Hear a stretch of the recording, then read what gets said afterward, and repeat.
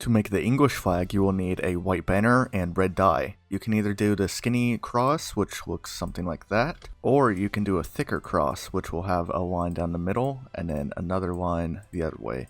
And this one will be a little thicker, but you can choose between the thinner or thicker depending on what you like. For the Scottish flag, it's very similar. You can do two diagonals separately, which will be a little thicker, or you can do them at the same time, which will be a little thinner. So this is the thick version, and this is the thin version. Like I said, you can do whichever one you like. Now there are actually two different types of flags you can do for Ireland. You can do the horizontal or vertical version. For this one, you can do green, and then orange up top. And that's one Irish flag. Or you can do the other version, which will be green on the left, and orange on the right.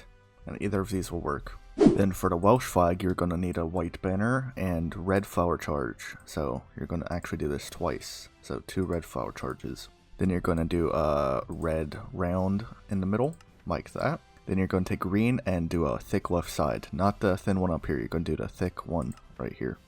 Just like that. Then you're going to take the thin banner pattern and then some red dye and you're going to do that.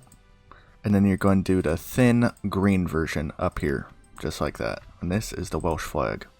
So for the Union Jack / British flag, you're going to do a blue banner, 2 white diagonals, one like that, and then one on the other side. Then you're going to take your red, and then you're going to do one cross like that. Then you're going to do 2 white up and downs to make a cross, like so. Then finally, one more red and a cross like that. That is the British flag. And finally, the Northern Irish flag. You're going to start with a white banner, then you're going to do a yellow flower charge, like that.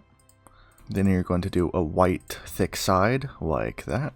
Then you're going to do a red cross. Then you're going to do a red polygon in the middle. Then you're going to do a white polygon in the middle. And finally, a red circle in the middle. This is the Northern Ireland flag. Since Northern Ireland technically doesn't have a flag, you can also do the alternate version, which is just a diagonal across, or you can just do the diagonal like that. So any of these will work as the Northern Irish flag since it technically doesn't have one, but I definitely prefer this one since it's a lot more unique.